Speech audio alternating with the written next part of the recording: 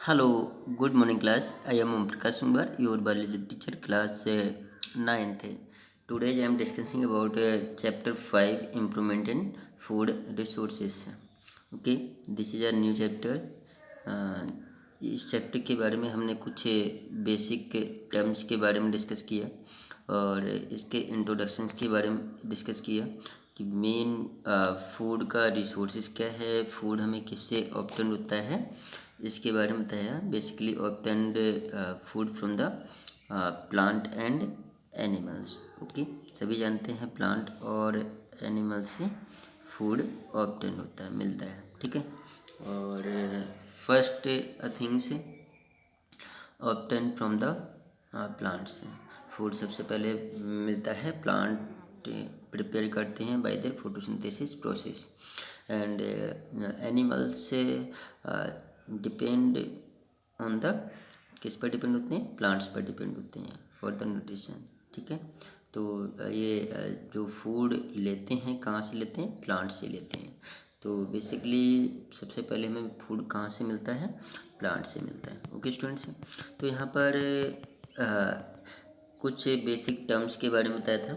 अच्छा, सेरियल्स क्या होते हैं, फूड प्लांट प्रोडक्ट्स कौन कौन से होते हैं जिससे हमें फूड मिलता है। सेरियल्स होते हैं, पल्सेस होते हैं, वेजिटेबल्स होते हैं, फ्रूट्स होते हैं, नट ऑयल सीड होते हैं। ठीक है, एंड एनिमल प्रोडक्ट्स, कौन कौन से एनिमल प्रोडक्ट्स हैं जिससे हमें फूड मिलता है। एक तो फिश, आप जानते हैं मतलब हर जगह सबसे हाईली प्रोटीनस होता है और मोस्टली साउथ कोरिया में यहाँ मतलब फिश का जो होते हैं फूड के फॉर्म में ज़्यादा यूज किया जाता है। हम लोग भी मतलब फिशेज खाते हैं। ठीक है, तो इससे these are highly proteinous organisms. ठीक है, तो इनसे जैसे मीट है, मीट खाते हैं गोट बफेलोज का, और यह चिकन है, एग है, पोल्ट्री फॉर्म्स का हम मीट खाते हैं। मिल्क के एनिमल्स से हमें क्या मिलता है, मिल्क मिलता है। मिल्क के प्रोडक्ट से, सब्सटेंस से, जैसे घी है, चीज़ है या बटर है। ठीक है, तो ये सभी हमें एनिमल के प्रोडक्ट्स मिलते हैं, एनिमल से मिलते हैं। दूसरा है हनी, हनी से भी प्रोडक्ट्स मिलते हैं। और हमने बात की थी सेरियल्स हैं, animal husbandry, livestock, poultry farm या वी कीपिंग के बारे में बताया था। ग्रीन रेवोल्यूशन और वाइट रेवोल्यूशन के बारे में बताया था, ब्लू रेवोल्यूशन के बारे में बताया था। ठीक है, और तो इस चैप्टर में बेसिकली कुछ बेसिक फंडामेंटल के बारे में मैंने आपको बताया था। ओके, और आगे कुछ इम्पोर्टेंट टॉपिक है, इम्प्रूवमेंट इन क्रॉप यील्ड। ठीक है, फर्स्ट जो टॉपिक है आपका improvement in crop yield, crop yield. ठीक है, तो ये आपका टॉपिक है इम्प्रूवमेंट्स इन क्रॉप यील्ड। तो क्रॉप्स के प्रोडक्शन को कैसे इम्प्रूव किया जा सकता है, इस टॉपिक में हम बेसिकली यही स्टडी करते हैं, इम्प्रूवमेंट्स इन क्रॉप्स यील्ड। तो क्रॉप्स की जो वेराइटीज़ होती हैं, क्रॉप्स के प्रोडक्शन, क्रॉप्स की वेराइटीज़ को इम्प्रूव किया जा सकता, कैसे किया जा सकता है, और इनके नई नई स्पीसीज कैसे फॉर्म की जा सकती हैं। और जब नई स्पीसीज हम बनाते हैं, नए नए हम इसकी प्रजातियां लाते हैं प्लांट्स की, तो इसका प्रोडक्शन भी अच्छा होगा। तो ये तो है इम्प्रूवमेंट्स इन क्रॉप यील्ड। तो क्रॉप कौन कौन सी होती हैं, कुछ फील्ड क्रॉप्स होती हैं, हम देखते हैं डिफरेंट वेराइटीज़ की होती हैं क्रॉप्स। तो फर्स्ट हम बात करते हैं फील्ड क्रॉप्स की, बात करते हैं फील्ड क्रॉप। ठीक है, तो फील्ड क्रॉप्स में आप जानते हैं जैसे फूड ग्रेन्स होते हैं, वो आ जाते हैं फूड ग्रेन्स फील्ड क्रॉप्स में। ऑयल सीड होते हैं, ऑयल सीड आ जाते हैं। ठीक है, पल्सेज भी आ जाते हैं। ठीक है, समझ गए। तो oil seed, pulses, food grains किस में आते हैं, फील्ड क्रॉप्स में। और दूसरा हम बात करते हैं प्लांटेशन क्रॉप्स। तो प्लांटेशन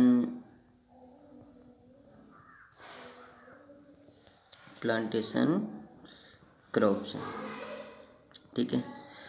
तो प्लांटेशन क्रॉप्स में जैसे टी है, कॉफ़ी है, कोका है, रबर है, तो इनमें इस टाइप की क्रॉप्स रहती हैं, ठीक है।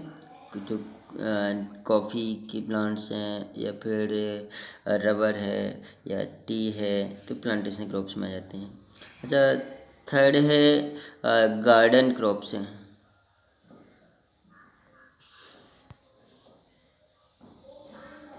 गार्डन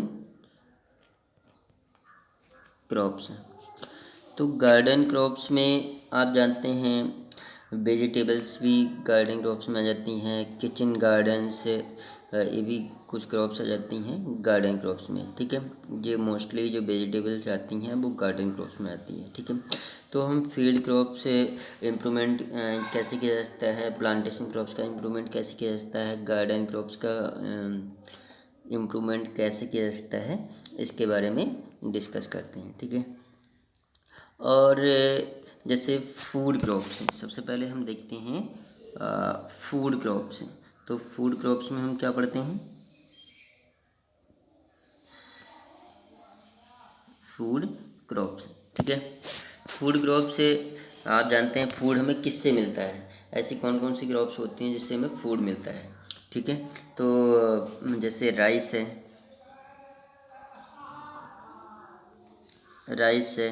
वीट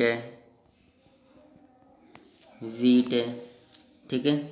और मेज है, पल्सेस है, ऑयल सीड है, ठीक है। मेज हो गया, पल्सेस हो गया, ऑयल सीड हो गया, बहुत सारे फूड क्रॉप्स में आ जाएंगे, राइस, वीट, मेज, पल्सेस, ठीक है। जिससे हमें क्या कार्बोहाइड्रेट है, फैट है, विटामिन्स है, प्रोटीन्स है, मैक्सिमम अमाउंट्स में मिलता है, किसमें, फूड क्रॉप्स में। दूसरा फोडर क्रॉप्स है, दूसरा क्या है, फोडर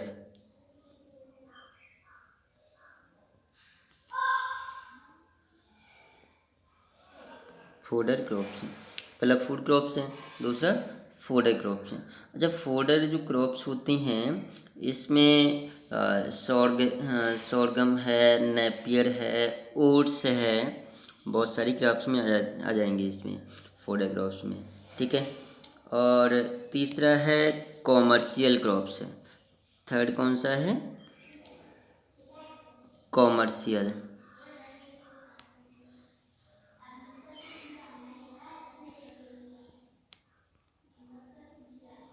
क्रॉप्स हैं। तो कॉमर्शियल क्रॉप्स में कौन कौन सी कॉमर्शियल क्रॉप्स आती हैं, आप जानते हैं कॉटन है, कॉटन, जूट है, जूट, और शुगर कैन है, शुगर कैन, बहुत सारी, और शुगर बीट है, टोबैको है, ठीक है। बहुत सारी कॉमर्शियल क्रॉप्स में जाती हैं। तो क्लियर हो गया। कुछ फूड क्रॉप्स के बारे में स्टडी करते हैं, फोडर क्रॉप्स के बारे में स्टडी करते हैं, कॉमर्शियल क्रॉप्स के बारे में स्टडी करते हैं। तो जितनी भी मोस्टली जो फूड क्रॉप्स होती हैं, ये हाईली प्रोटीनस, इसमें कार्बोहाइड्रेट मैक्सिमम होता है, विटामिन्स होते हैं, ठीक है, या प्रोटीन्स होते हैं। तो इसमें जो प्रोटीनस सब्सटेंस होते हैं इनमें मैक्सिमम अमाउंट्स में होता है फूड क्रॉप्स में। तो फूड क्रॉप्स में carbohydrate, proteins, fat, vitamins, minerals, ये मैक्सिमम अमाउंट्स में होते हैं। तो ये फूड क्रॉप्स आप जानती हैं कौन कौन से होते हैं, राइस है, मेज है, वडली है, ठीक है, वीट है। तो ये जितने भी ऑर्गेनिजम्स होते हैं, ये मैक्सिमम अमाउंट्स में मतलब ऑब्टेन करते हैं, ठीक है। और इसमें वेजिटेबल्स से, फ्रूट्स से, पीसेस, बहुत सारे मतलब सब्सटेंस आ जाएंगे। क्लियर हो गया।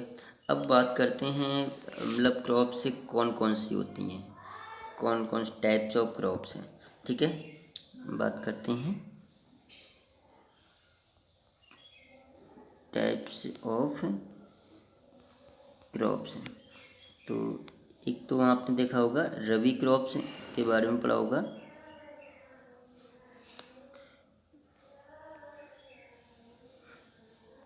रबी क्रॉप्स, और दूसरा है खरीफ क्रॉप्स।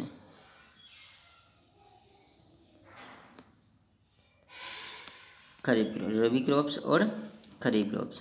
तो रबी क्रॉप्स आप जानते हैं, ये इम्पोर्टेंट है कि कुछ सीजनल क्रॉप्स होती हैं, कुछ होती हैं सीजनल क्रॉप्स। तो ये सीजनल क्रॉप्स के बेस पे जो ऑर्गेनिजम्स होते हैं, जो प्लांट्स होते हैं, वो अपने आप को सर्वाइव कर पाते हैं सीजन के बेस पर, इन्वायरमेंटल कंडीशंस के बेस पर। तो रबी क्रॉप्स होते हैं, ये मोस्टली ग्रो करते हैं विंटर सीजन में। रबी क्रॉप्स कैसी होती हैं, ये विंटर सीजन में होती हैं, ठीक है, ये विंटर सीजन में होती हैं। और जो खरीफ क्रॉप्स होती हैं ये समर सीजन में होती हैं। तो रबी क्रॉप्स जैसे अक्टूबर से नवंबर, अक्टूबर जो नवंबर से स्टार्ट होती हैं और मार्च अप्रैल तक होती हैं। तो जो सर्दियों के समय, विंटर सीजन में सर्दियों के समय जो क्रॉप्स उगती हैं उन्हें क्या बोलते हैं, रबी क्रॉप्स। और रबी क्रॉप्स में ये इनका टाइम होता है अक्टूबर टू मार्च, ठीक है। तो ये सर्दियों में हम कौन कौन से, जैसे पी है, मटर है, ये सर्दियों में हम उगाते हैं। दूसरा ग्राम्स है, वीट है, ठीक है, मस्टर्ड है, ये सभी किसके एग्जाम्पल हैं, रबी क्रॉप्स के। तो विंटर सीजन में जो भी हम फसलों को उगाते हैं वो किस में आएंगे, रबी क्रॉप्स में आएंगे, और ये सारे एग्जाम्पल हो जाएंगे। अच्छा, खरीफ क्रॉप्स में ये जो होते हैं खरीफ क्रॉप्स हैं, तो खरीफ क्रॉप्स में आ जाएंगे आपके जो समर सीजन में जो क्रॉप्स उगाई जाती हैं समर सीजन में, और सितंबर टू अक्टूबर। चलो हम मान लेते हैं सितंबर टू ये अक्टूबर तक, ठीक है। जो भी क्रॉप्स लगती हैं, उगाई जाती हैं, उन्हें क्या बोलते हैं, खरीफ क्रॉप्स कहते हैं। इसमें पैडी आ जाएगा, सोयाबीन आ जाएगी, पिजन पी, मेज है, कॉटन है, ग्रीन ग्राम्स है, ब्लैक ग्राम्स है। तो ये सभी कौन सी हैं, खरीफ क्रॉप्स हैं। तो रबी क्रॉप्स और खरीफ क्रॉप्स के बारे में मैंने आपको बताया है, ठीक है। इनका डिफ्रेंशिएशन हम करते हैं, आ जाता है, give the difference between rabi crops और खरीफ क्रॉप्स हैं। तो पहले हम रबी क्रॉप्स के बारे में स्टडी करते हैं। रबी क्रॉप्स अभी मैंने आपको बताया, रबी क्रॉप्स कौन कौन सी होती हैं, चलो देख लेते हैं रबी क्रॉप्स हैं। These are grow in cold, जो विंटर सीजन में भी बताया, ये कब होंगी, विंटर सीजन में होंगी, विंटर सीजन में। तो cold and nearly dry conditions during winter season, ठीक है। तो और दूसरा है these are sown in the month of October to November. ये जब कब हम बोते हैं, अक्टूबर टू नवंबर से स्टार्ट करते हैं और मार्च टू अप्रैल तक।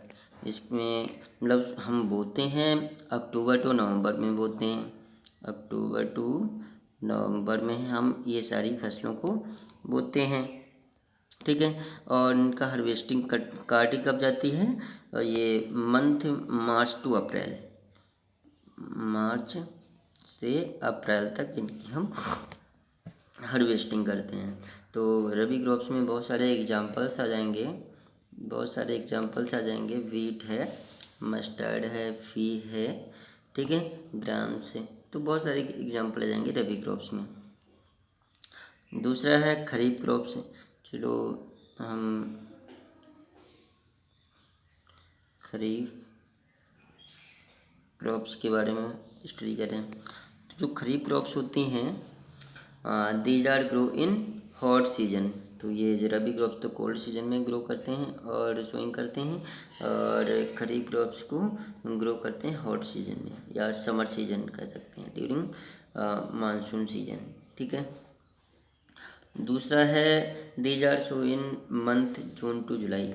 इसको हम कब बोते हैं, जून टू जुलाई, समझ गए, जून टू जुलाई में हम बोते हैं इसको। और इसकी हार्वेस्टिंग कब की जाती है? सितंबर टू अक्टूबर। मतलब इसकी कटाई कब की जाती है? सितंबर टू अक्टूबर में इसकी कटाई की जाती है। कुछ फसलें ऐसी होती हैं, तो इसमें चलो हम सितंबर टू अक्टूबर इसके हम कटाई, इस समय हम कटाई करते हैं। और खरीफ क्रॉप्स में फॉर एग्जांपल राइस है, मेज है, ग्राउंडनट है और कॉटन है, सोयाबीन है, ग्राम, ठीक है, बहुत सारे इसके एग्जांपल हो जाएंगे खरीफ क्रॉप्स में। तो हमने कुछ डिफरेंस भी पढ़ा, खरीफ क्रॉप्स कौन सी होती हैं, रबी क्रॉप्स कौन सी होती हैं, ठीक है। अच्छा, इनको इम्प्रूव करने के लिए टॉपिक हमारा कौन सा था? Improve in crop yield. तो क्रॉप्स के यील्ड को इम्प्रूव करना, क्रॉप्स जो क्रॉप्स होती हैं इनकी जो इनमें जो फसलें आती हैं, क्रॉप्स आती हैं, कुछ क्रॉप्स के बारे में हमने स्टडी किया। तो इसको इम्प्रूव कैसे की जा सकती हैं, ठीक है। इसकी इनको हम इम्प्रूवमेंट कैसे करते हैं, ठीक है, प्रोडक्शन में। तो कुछ मतलब it was made possible by following three major activities. तीन मेजर एक्टिविटीज़ होती हैं, थ्री मेजर एक्टिविटीज़ हैं जिनके थ्रू हम क्रॉप्स के प्रोडक्शन को इंक्रीज कर सकते हैं। Three major